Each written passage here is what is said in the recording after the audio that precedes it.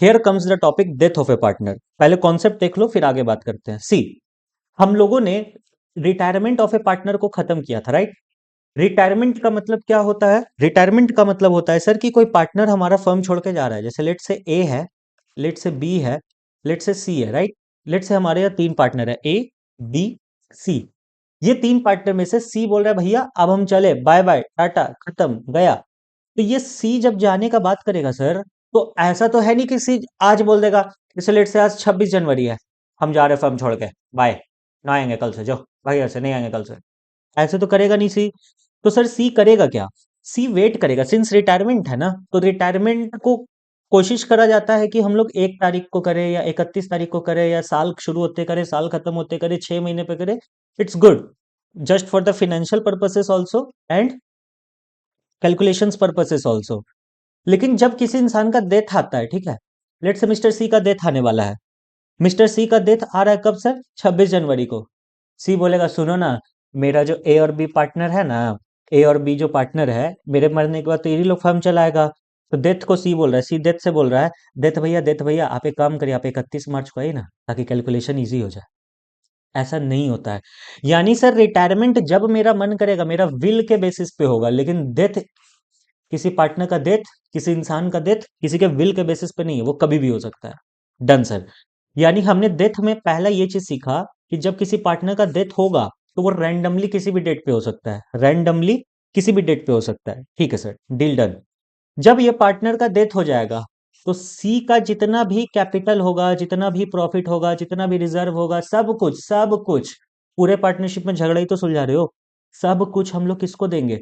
Sir सी के, seize legal representative को। क्या देंगे? सीज के लीगल रिप्रेजेंटेटिव को। मतलब सी का जो लीगल हायर होगा, लीगल रिप्रेजेंटेटिव होगा, लाइक इसका बेटा, पत्नी, माए बाप, इन सभी को मिलेगा। अब देखो आपको समझ आएगा डेथ ऑफ ए पार्टनर क्या बोलता है। In the case of death of a partner the amount payable to him, जो पार्टनर को देना था वो उसके लीगल रिप्रेजेंटेटिव को देते हैं। लीगल रिप्रेजेंटेटिव ऑफ डिसीज्ड का मतलब क्या होता है? डिसीज मतलब जिसका डेथ हो गया, are entitle to claim the following amount credited to his capital account. मतलब सी के कैपिटल अकाउंट में इन चीजों को हम लोग क्रेडिट करेंगे, और एक जो लीगल रिप्रेजेंटेटिव है यही सारा कुछ लेके जा सकता है, इसके अलावा कुछ नहीं। पहला, amount standing to the credit of his capital account. Common sense. मान लो सी का कोई कैपिटल अकाउंट है, ठीक है, सी कैपिटल अकाउंट है ये, राइट। सी के कैपिटल अकाउंट में उसका बैलेंस बीडी दिख रहा है, बाय बैलेंस बीडी 2 लाख रुपए का, यानी सी इस फर्म में 2 लाख लगाया था, वो तो लेके जाएगा ही जाएगा।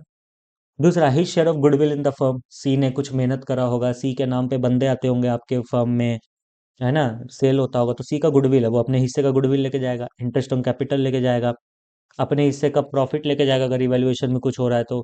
कोई अनडिस्ट्रीब्यूटेड प्रॉफिट है या रिजर्व है वो भी सी लेके जाएगा।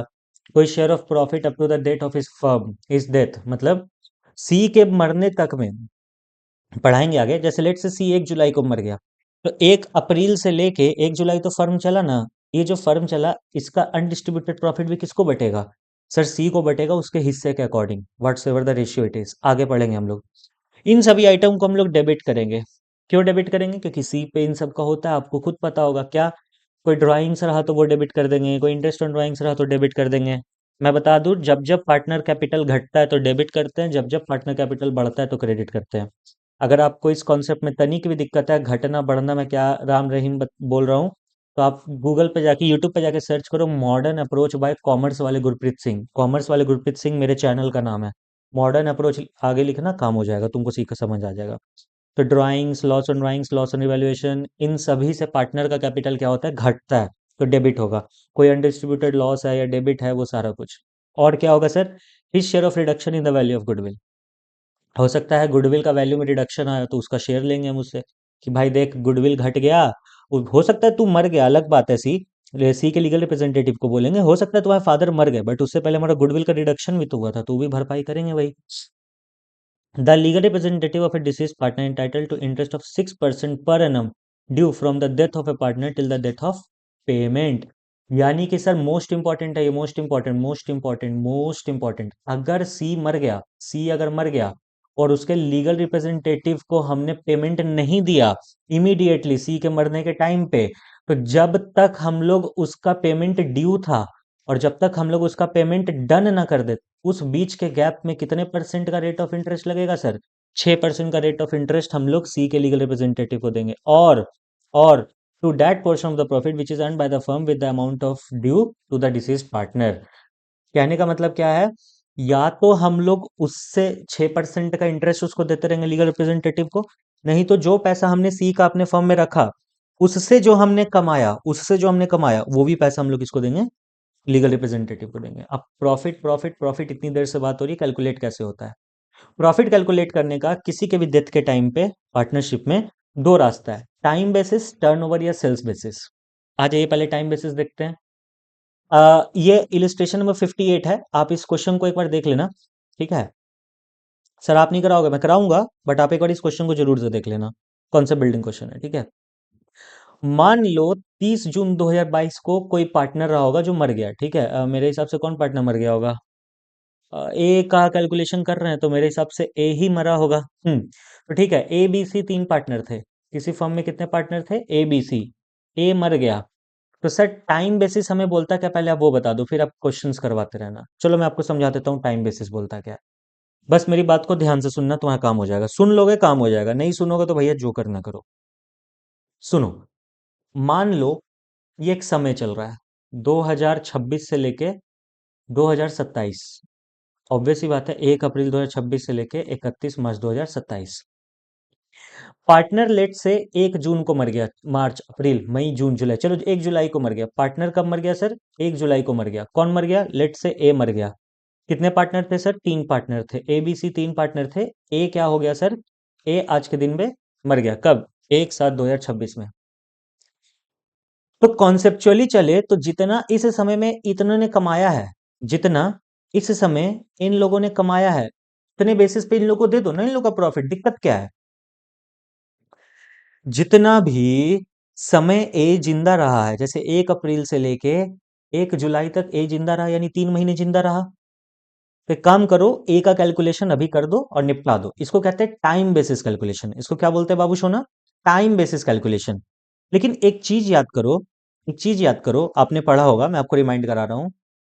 हो सकता है ये वो पीरियड हो जब अच्छा से सेल्स चल ही नहीं रहा हो, बिजनेस मंदा चल रहा हो। मंदा समझ में आता है, मतलब बिजनेस डाउन चल रहा हो। लेट से खरमास का महीना था, एग्जाम्पल ले रहा हूँ, समझने की कोशिश करना। लेट से इनका क्लोथिंग का बिजनेस है, कपड़ा का बिजनेस है, और खरमास चल रहा है। खरमास कहने का मतलब होता है एक महीना होता है, आप लोग जानते होंगे। It's a kind of month where people do not try to buy new things, यानी वहां पर लोग नया चीज नहीं खरीदते हैं। 1-2 महीना वहां पर रिसेशन पीरियड चलता है। तो लेट से ये वही महीना था। अगर सिर्फ तुम उसको इतने महीने का ही पैसा दे देगा ए को, तो ए के साथ तो धोखाधड़ी हुआ है ना भाई। तुम ध्यान से समझो, अगर हम ए को सिर्फ इतने महीने का पैसा देते जब बिजनेस रिसेशन में था, बूम पीरियड तो इधर था, गलती से बेचारा इसी दिन मर गया, तो ये जो रिसेशन पीरियड है जिसमें तो तुमने बहुत कम कमाया होगा और तुम ए को पैसा दे रहे हो।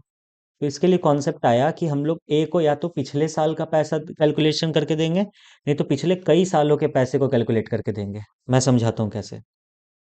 लेट से 1 अप्रैल 2025 है, 31 मार्च 2026 है, तब ना जाके फिर 1 अप्रैल 2026 आएगा और 31 मार्च 2027 आएगा, ठीक है। तो हम लोग क्या बोल रहे हैं कि इस पिछले साल का पूरा सेल बताओ।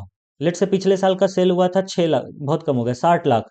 और लेट से अभी साल तुमने खाली सेल करा है 8 लाख। सोचो तुमने यहां पर खाली सेल करा है 8 लाख। इसको और अच्छा कर लेते हैं, लेट से पिछले साल सेल हुआ था तुम्हारा क्या बोलते हैं उसको, 80 लाख, 80 लाख पकड़ लो। यानी तुमने एक साल में सेल करा 80 लाख रुपीस, और 3 महीने में तुमने खाली सेल करा 8 लाख। यानी कि बाकी का, क्योंकि बिजनेस तो निरंतर काल से चलते आ रहा है, इतने सालों से बिजनेस चलते आ रहा होगा, लेट से बहुत साल से बिजनेस चल रहा है। अगर पिछले पूरे साल में इन्होंने कमाया 80 लाख रुपए, और इस 3 महीने में खाली इन्होंने कमाया 8 लाख रुपए, पक्की बात है अगले 3 महीने में कुछ तो कमाइबे करेगा। लेट से 70 लाख कमाएगा, नहीं तो 75 लाख कमाएगा। यानी मेजर चंक तो इधर था, तुमने इधर देके करना क्या है। तो यही कॉन्सेप्ट कहता है कि जब सी मरेगा या ए मरेगा तो उसके ना पिछले साल में चल जाना, या पिछले कई सालों में चल जाना, पिछले कई सालों में चल जाना, या तो एवरेज ले लेना, नहीं तो पिछले साल का तुम प्रॉफिट ले लो। तो पिछले साल का प्रॉफिट कितना आया था, 80 लाख रुपीज था सर। 80 लाख रुपीज 12 महीने के लिए था, तो सर 3 महीने के लिए कितना होगा। मुझे नहीं पता, मैं कैलकुलेटर लेके नहीं बैठा हूँ, मैं मान के चल रहा हूँ कि 20 लाख रुपए होंगे। सोचो ना, अगर 80 लाख रुपया 12 महीने का प्रॉफिट था, तो 20 लाख रुपया 3 महीने का प्रॉफिट होगा। हाँ सर, 20, 20, 40, 20, 60, 20, 80, ठीक है, 3 महीने का प्रॉफिट 20 लाख है। यानी सी भले मरा 2026 में, लेकिन हम उसको प्रॉफिट देंगे पिछले साल के 2025 से, यानी टाइम बेसिस पे देंगे। किस बेसिस पे देंगे? टाइम बेसिस पे। तो देखो इस क्वेश्चन में वही था, यहाँ पिछले एक साल का प्रॉफिट नहीं लिया, पिछले 3 4 5 साल का प्रॉफिट लिया, एक एवरेज निकाला। लेकिन ये जो 10,800 रुपए का प्रॉफिट आए तो पूरे साल का है बाबू सोना, हमें चाहिए सिर्फ 3 महीने का प्रॉफिट। तो 10,800 अगर पूरे साल का प्रॉफिट था एवरेज के बेसिस पे, 3 महीने के बेसिस पे एवरेज कितना होगा? 2700। 10,800 इंटू 3/12, 2700। ये 2700 में तो तीनों का प्रॉफिट है ना बाबू सोना, किसका किसका? ए, बी, सी का।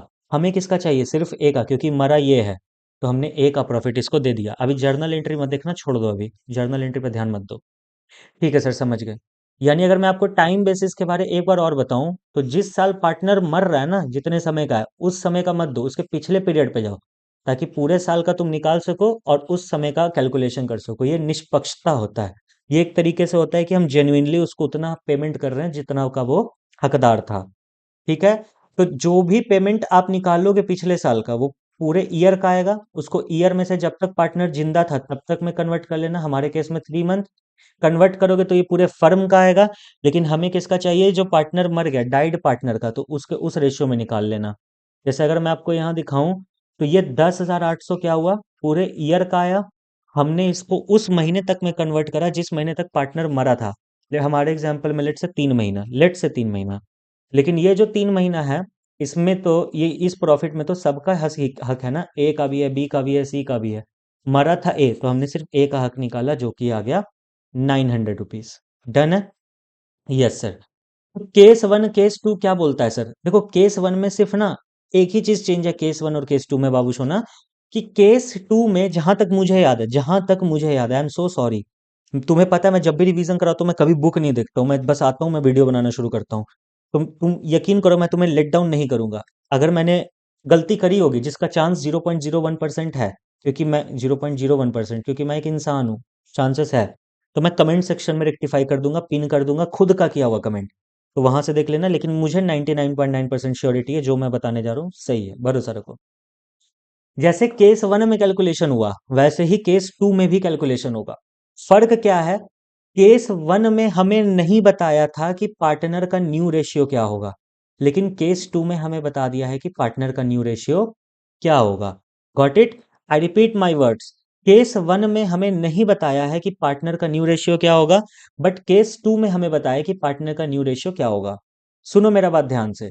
जब भी क्वेश्चन डेथ का रहे और न्यू रेशियो नहीं गिवन रहे, P and L suspense account को डेबिट करना। क्यों सर? बेटा समझाने में हमको 15 से 20 मिनट जाता है, क्लास में गोदी में बैठा के समझाए थे। गोदी में बैठा के समझाना मतलब प्यार से समझाना, लिटरली गोदी में नहीं बैठाते हैं। तो प्यार से समझाए थे सबको 20 15 25 मिनट में, 15 20 मिनट में, तो वो यहाँ पर पॉसिबल नहीं। बस समझ लो सर बोल रहे हैं, भगवान का बात हो रहा है, कि P and L suspense debit कर देंगे अगर क्वेश्चन में न्यू रेशियो गिवन नहीं है, और जो पार्टनर मर गया उसको उतना उसके कैपिटल में पैसा डाल देंगे। बट जब हमें न्यू रेशियो गिवन रहेगा तो हम लोग एक गेनिंग रेशियो निकालेंगे, और उसके अकॉर्डिंग हम लोग जर्नल एंट्री को क्या करेंगे बाबू सोना? पास कर देंगे। As simple as it could be. यहां तक हमारा काम हो गया खत्म। सर यहां दो जर्नल एंट्री पास है, एक ये वाला है, एक ये वाला है। बेटा ये दूसरे क्वेश्चन का जर्नल एंट्री था, तुम इसको छोड़ दो, तुम्हारा आंसर यहीं पर रहता है। मैं आप लोगों के संतुष्टि के लिए लिख देता हूं, in case of death, death के केस में अगर हमें दो रास्ता निकल के आता है। अगर न्यू रेशियो गिवन है, तो सर न्यू रेशियो गिवन है तो वही गेनिंग रेशियो निकालो, और जो गेन कर रहा है उसको डेबिट क्वेश्चन में जर्नल एंट्री लिख देता हूँ। जो गेन कर रहा है gaining partner capital account debit, right, to deceased partner account. Makkhan sir ये आपकी राइटिंग है? यस, रिवीजन के लिए यही मेरी राइटिंग है। न्यू रेशियो क्वेश्चन में नहीं गिवन है तो बहुत सिंपल है, P and L suspense account debit, ठीक है, टू डिसीज पार्टनर अकाउंट। क्यों ऐसा होता है वो आप पूछने का हकदार नहीं हो, क्योंकि रिवीजन है। और ये जर्नलिटी किसी दूसरे क्वेश्चन का है, कॉन्सेप्ट यहीं तक था, इसलिए मैंने इसका पिछला पार्ट नहीं लिया, इसको काट दो। अब आता अब आ जाओ टर्न ओवर बेसिस पे या सेल्स बेसिस पे। ऑन टर्न ओवर और सेल्स बेसिस क्या होता है? ये बहुत इजी है। अगेन यहाँ पर भी सेम कॉन्सेप्ट चलेगा। यहाँ पर बाबू सोना कॉन्सेप्ट क्या चलेगा? सेम सेम कॉन्सेप्ट चलेगा कि पार्टनर को यहाँ से यहाँ तक कम सेल नहीं दे सकते हैं, तो पिछले साल का सेल निकालेंगे और उसको इस हकदार का सेल दे देंगे। सेम कॉन्सेप्ट है। हम अरे आई लव यू, हम रिपीट नहीं करने वाले हैं। ऑन टर्न ओवर या सेल्स बेसिस, देखो वही वाला सीन है कि पार्टनर यहाँ से यहाँ तक जिंदा रहा, लेकिन अगर हम इस साल का देंगे तो गड़बड़ा जाएगा, क्योंकि यहाँ पर मेजर चंक था।